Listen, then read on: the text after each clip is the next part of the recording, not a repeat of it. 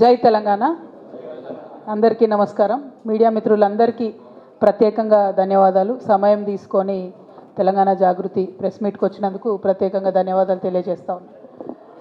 ఇవాళ ఎన్కౌంటర్లో మృతి చెందినటువంటి గాజర్ల రవి గారి కుటుంబానికి నేను ప్రగాఢ సంతాపాన్ని తెలియజేస్తూ ఉన్నాను. మళ్ళీ ఒక్కసారి ఆపరేషన్ కగార్ ఆపాలని కేంద్ర రాష్ట్ర ప్రభుత్వాలకు ఇద్దరికీ కూడా తెలంగాణ జాగృతి తరఫున విజ్ఞప్తి చేస్తూ ఉన్నాం.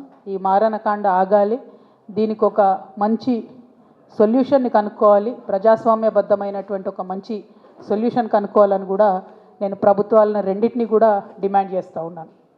అదేవిధంగా నిన్న ఆంధ్ర ప్రాంతానికి సంబంధించినటువంటి ఇరిగేషన్ మంత్రివర్యులు నిమ్మల రామానాయుడు గారు మాట్లాడడం జరిగింది. ఆయన మాట్లాడుతూ చంద్రబాబు నాయుడు గారు చాలా గొప్పవారు, వారిది చాలా పెద్ద మనసు, తెలంగాణలో ఉన్నటువంటి ప్రాజెక్టుల మీద చంద్రబాబు నాయుడు గారికి ఎటువంటి ఇబ్బంది లేదు, బనకచెర్ల ప్రాజెక్టు వల్ల తెలంగాణ ప్రాంతానికి నష్టం లేదు అని పదే పదే నొక్కి చెప్పేటటువంటి ప్రయత్నం వారు చేయడం జరిగింది. ఇవాళ రెండు విషయాలు తెలంగాణ ప్రజలకు ఖచ్చితంగా తెలియాల్సినటువంటి అవసరం ఉన్నది. వారు రామానాయుడు గారు మాట్లాడుతూ ఇంకో మాట కూడా అన్నారు, కేసీఆర్ గారే ఒప్పుకున్నారు గోదావరి నది నీళ్లు ఆంధ్ర గవర్నమెంట్ తీసుకెళ్లడానికని. అయితే వీటన్నిటి మీద తెలంగాణ ప్రజలకు స్పష్టత ఇవ్వాల్సినటువంటి అవసరం ఉందని భావించి ఇవాళ మీడియా సమావేశం ఏర్పాటు చేయడం జరిగింది. ఆనాడు కేసీఆర్ గారు చెప్పింది ఒకటే మాట, వేస్ట్గా సముద్రంలోకి పోతున్నటువంటి నీళ్లు రెండు తెలుగు రాష్ట్రాలు కూడా వాడుకోవాలి, వాటిని మన పొలాలకు మళ్లించుకోవాలని చెప్పింది.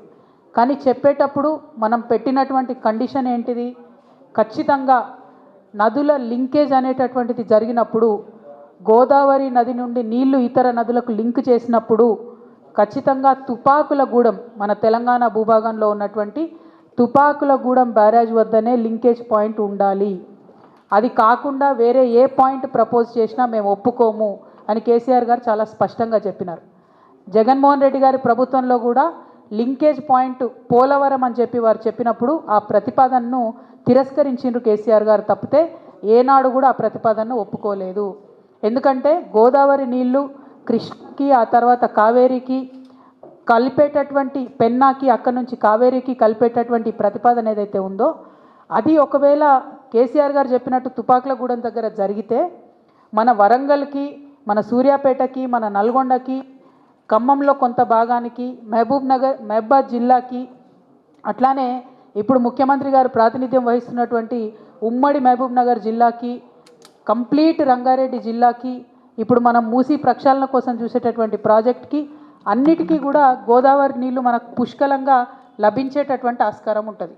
మరి అక్కడ కాదని పోలవరం దగ్గర కనుక ఈ లింకేజ్ పాయింట్ పెట్టుకున్నట్టయితే ఇప్పుడు నేను చెప్పినటువంటి ఈ ప్రాంతాలన్నిటికీ కూడా తరతరాలకు తీరని అన్యాయం జరుగుతుంది. కాబట్టి ఎట్టి పరిస్థితుల్లో గోదావరి నీళ్లను కృష్ణాకి, పెన్నాకి, కావేరీకి అనుసంధానం చేసేటటువంటి ప్రాజెక్టు లింకేజ్ పాయింట్ తుపాకులగూడెంనే ఉండాలని చెప్పి తెలంగాణ ప్రజలందరి తరఫున కూడా నేను డిమాండ్ చేస్తూ ఉన్నాను. అదేవిధంగా మరి ఇవాళ చంద్రబాబు నాయుడు గారు బీజేపీ గవర్నమెంట్లో ఎన్డీఏలో భాగస్వామ్యంగా ఉన్నారు కాబట్టి వారి యొక్క ప్రాబల్యాన్ని వాడి వారు చాలా తెలివిగా ఇది గోదావరి కృష్ణా లింకేజ్ అని చెప్పకుండా గోదావరి కావేరీ, గోదావరి పెన్నా లింకేజ్ అని చెప్పి 60% నిధులు కేంద్ర ప్రభుత్వం నుండి తెచ్చుకుంటున్నారు. ఆయన చంద్రబాబు నాయుడు గారు వాళ్ళ ప్రాంతానికి లాభమయ్యే పనిచేస్తున్నారు. మన రేవంత్ రెడ్డి గారేమో ఫ్లైట్ మోడ్ సీఎంగా ఢిల్లీకి పోవడం రావడం తప్పితే కనీసం మరి కేంద్ర ప్రభుత్వం నుంచి ఎట్లా నిధులు చేపట్టాలి, ఎట్లా తీసుకురావాలి, ఎట్లా తుపాకులగూడెం దగ్గరికి మార్చుకోవాలి ఈ పాయింట్నని మాట్లాడతలేరు. ఇంతవరకు ఉత్తమ్ కుమార్ రెడ్డి గారు 1-2 లెక్కలు రాసిండ్రు, కానీ ఎందుకు రేవంత్ రెడ్డి గారు మాట్లాడతలేరు? వారికి ఉన్నటువంటి ప్రాబ్లం ఏంటిది, చంద్రబాబు నాయుడు గారితో వారికి ఉన్నటువంటి లాలూచి ఏంది ఖచ్చితంగా చెప్పాలని ఈ సందర్భంగా మేము డిమాండ్ చేస్తూ ఉన్నాం. మొన్న జూన్ 2 నాడు ప్రీ ఫీజిబిలిటీ రిపోర్ట్ అనేటటువంటిది ఆంధ్రప్రదేశ్ ప్రభుత్వం కేంద్రానికి ఇవ్వడం జరిగింది. దాన్ని కేంద్రం ఒప్పుకోవడం కూడా జరిగింది. ఆల్రెడీ మనకు నష్టం జరగడం ప్రారంభమైంది. అయినా కూడా మన రాష్ట్ర ముఖ్యమంత్రి స్పందించకపోవడం నిజంగా దుర్మార్గం. ఇది కేవలం తెలంగాణకు ఆయన చేసేటటువంటి ద్రోహం తప్ప ఇంకోటి కాదని ఈ సందర్భంగా నేను తెలియజేస్తూ ఉన్నాను. అదేవిధంగా చంద్రబాబు నాయుడు గారు మరి తెలంగాణలో కట్టేటటువంటి ప్రాజెక్టులకు వ్యతిరేకం కాదని ఆంధ్ర మంత్రివర్యులు రామానాయుడు గారు చెప్పడం జరిగింది.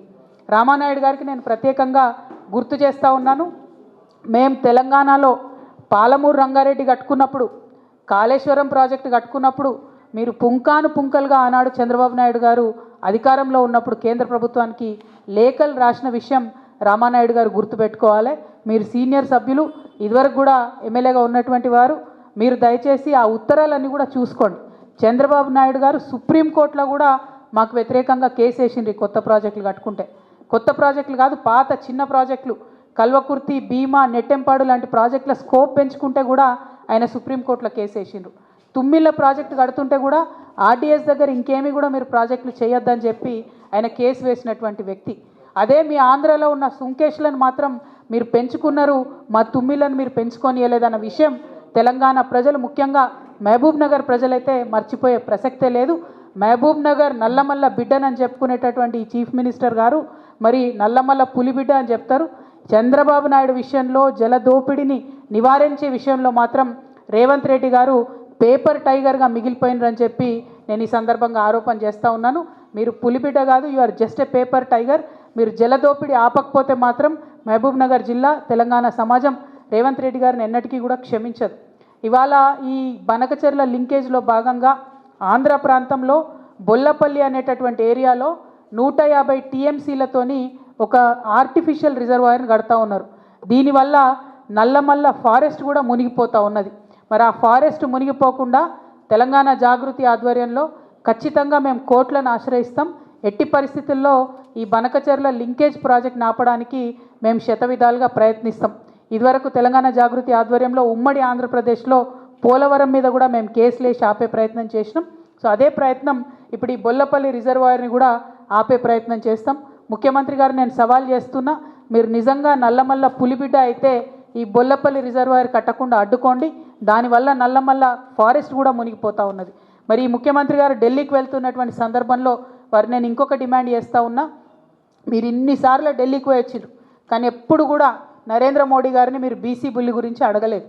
మీరు రాహుల్ గాంధీ గారు చెప్పారు కాబట్టి నేను బీసీ బిల్లు పెట్టినా అన్నారు, రాహుల్ గాంధీ గారు చెప్పినారు కాబట్టి కులగన్న వేసినా అన్నారు. కానీ మీరెప్పుడు మనస్ఫూర్తిగా మాత్రం బీసీలకు మద్దతు ఇవ్వడం లేదు. ఆ విషయం మీ వైఖరితో స్పష్టమవుతున్నది. నేను రేవంత్ రెడ్డి గారిని డిమాండ్ చేస్తూ ఉన్నా, మీరు ఇవాళ ఢిల్లీకి పోతూ ఉన్నారు, మళ్ళొకసారి హాఫ్ సెంచరీ దాటినట్టుంది, 51సారి కావచ్చు ఇది. మరి ముఖ్యమంత్రి గారికి కంగ్రాచులేషన్స్ కూడా చెప్పాలి. గిన్నిస్ రికార్డు వాళ్ళు వెతుకుతున్నారట రేవంత్ రెడ్డి గారు ఎక్కడ ఉన్నారని. ఢిల్లీకి పోయి వచ్చే ముఖ్యమంత్రులలో గిన్నిస్ రికార్డు కూడా వారికే వచ్చేటట్టుగా నాకు కనిపిస్తూ ఉన్నది. మరి మీ గిన్నిస్ రికార్డు వచ్చినందుకు సంతోషం, కానీ మా బీసీ బిడ్డల బిల్లును మాత్రం మీరు ఢిల్లీకి పోతూ ఉన్నారు, ఖచ్చితంగా తీసుకొని రావాలని చెప్పి మేము డిమాండ్ చేస్తూ ఉన్నాం. ఒకవేళ మీరు బీసీలకు 42% రిజర్వేషన్ ఇవ్వకుండా ఎలక్షన్లకు పోయేటట్టయితే ప్రతి గ్రామంలో ఉన్నటువంటి తెలంగాణలో ఉన్నటువంటి ప్రజాస్వామ్యవాదులందరినీ కూడా మేము రిక్వెస్ట్ చేసి 100ల కొద్దీ నామినేషన్లు వేపిస్తాం. ఎలక్షన్ కమిషన్కు ఎన్నికల ప్రక్రియను మేము అడ్డు తగిలే విధంగా 100ల కొద్దీ నామినేషన్లు ప్రతి వార్డులో, ప్రతి పంచాయతీలో కూడా వేపిస్తామని ఈ సందర్భంగా నేను తెలియజేస్తూ ఉన్నాను. అదేవిధంగా బీసీ బిల్లు సాధన కోసం మరి అలా తెలంగాణ వికసిత్ యాత్ర పేరుతో చెప్పి మీటింగులు పెడుతుందట. ఏం వికసిత్ యాత్రనో ఎందుకోసమో నాకు అర్థమైతలేదు. మరి తెలంగాణ సమాజంలో సగం ఉన్నటువంటి బీసీల బిల్లుకు మద్దతు ఇవ్వకుండా మీరు ఎన్ని యాత్రలు పెట్టినా కూడా ప్రజలు మిమ్మల్ని నమ్మరు. కాబట్టి దయచేసి బీజేపీ నాయకత్వాన్ని నేను రిక్వెస్ట్ చేస్తూ ఉన్నాను, ఇవాళ బాల్ మీ కోర్టులో ఉన్నది, మీరు నిర్ణయం తీసుకుంటే 42% రిజర్వేషన్ అమలవుతుంది. ఒకవేళ ఇప్పుడు రిక్వెస్ట్ చేస్తున్నాం కానీ ఆ రిక్వెస్ట్లు మీరు వినకపోతే 17వ తారీఖు, జూలై 17వ తారీఖు మాత్రం తెలంగాణ మొత్తం కూడా రైల్వే నెట్వర్క్ స్తంభించే విధంగా రైల్ రోకో చేస్తాం. మేము రైళ్లలో ప్రయాణించే వారందరికీ కూడా రిక్వెస్ట్ చేస్తున్నాం, జూలై 16, 17, 18 మీరు కనుక ప్రయాణాలు పెట్టుకుంటే వాటిని వాయిదా వేసుకోండి. 16వ తారీఖు నుంచి మీరు ఎక్కడి నుంచైనా వస్తే తెలంగాణలో ఇరుక్కుంటారు.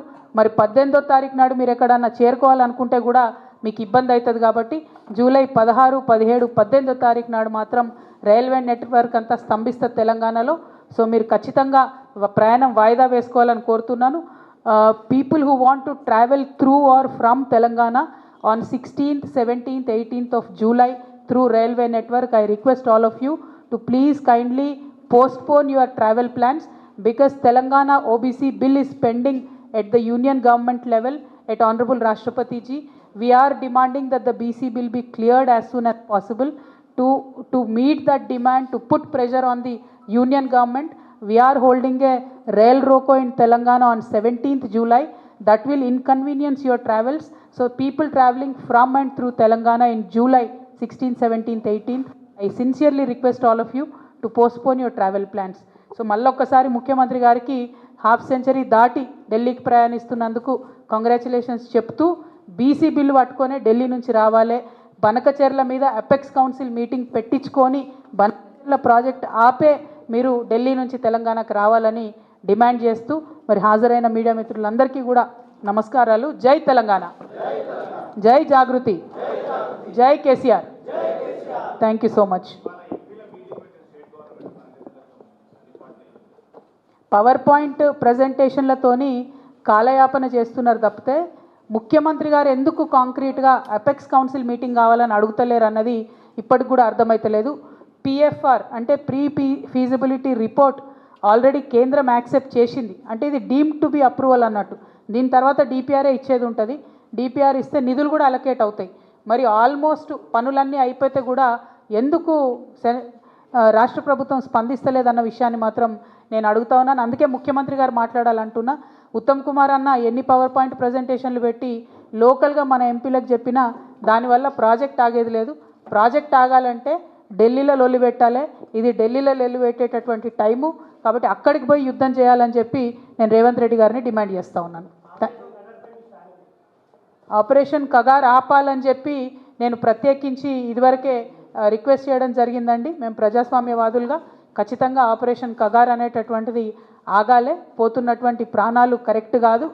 ప్రజాస్వామ్యం మీద అలిగినటువంటి వాళ్ళను బుజ్జగించి చర్చలకు పిలిచి మనము ఒక ఒపీనియన్ తీసుకొని ముందుకెళ్ళాలి తప్పితే వాళ్ళని ఎలిమినేట్ చేయడమే అనుకుంటే కరెక్ట్ కాదు. అయితే మేము తలపెట్టినటువంటి ఈ రైల్ రోకోకి పెద్ద ఎత్తున అన్ని కుల సంఘాల నుంచి, అందరూ బీసీ బిడ్డల నుంచి కూడా మద్దతు లభిస్తూ ఉంది. ఇప్పుడు భారతీయ ఒడ్డెర సంఘం నుంచి రాష్ట్ర నాయకులు మారన్న గారు మద్దతుగా వచ్చినారు. వారికి ఉద్యమాభివందనాలు తెలియజేస్తున్నాను. అట్లానే తెలంగాణ నాయి బ్రాహ్మణ సేవా సంఘం నుంచి రాచమల్ల బాలకృష్ణ గారు వచ్చినారు. ఇవాళ పొద్దంతా కూడా ప్రతి సంఘం కూడా వస్తామని ఫోన్ చేస్తూ ఉన్నారు. ఇవాళ కొంతమందికి, రేపు కొంతమందికి, ఎల్లుండి కొంతమందికి సమయం ఇచ్చినాము. తెలంగాణ వ్యాప్తంగా అన్ని జిల్లాల నుంచి కూడా బీసీ సంఘాలు కూడా మరి మద్దతుగా మెసేజ్లు పెడతా ఉన్నారు. వాళ్ళందరూ కూడా వచ్చి కలుస్తామన్నారు. ఇంకా మంచి విషయం, అరుదైన విషయం ఏంటంటే ఎస్సీ ఎస్టీ సమాజానికి సంబంధించినటువంటి ప్రతి ఒక్కరు కూడా ఈ బిల్లుకు మద్దతుగా నిలుస్తూ రేపు వచ్చి చాలామంది మద్దతు తెలియజేస్తామని చెప్తా ఉన్నారు. వారందరికీ కూడా ధన్యవాదాలు తెలియజేస్తున్నాం. ప్రజాస్వామ్యబద్ధంగా ఇది మంచి డిమాండు, రావాల్సిన డిమాండు. మద్దతు ప్రకటిస్తున్న ప్రతి ఒక్కరికి కూడా ధన్యవాదాలు. Thank you. జై తెలంగాణ.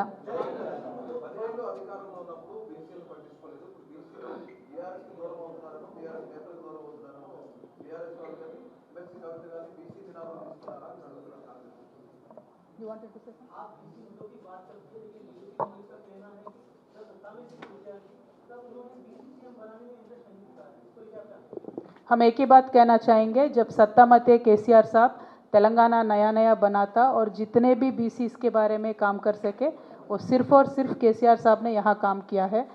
जैसे कोई प्रदेशों में बीसी नेता भी सीएम बने थे, मैं आज दावे के साथ ये बात कर सकती हूँ कि उनसे ज़्यादा काम हमने यहाँ केसीआर साहब के टाइम में करके दिखाया है.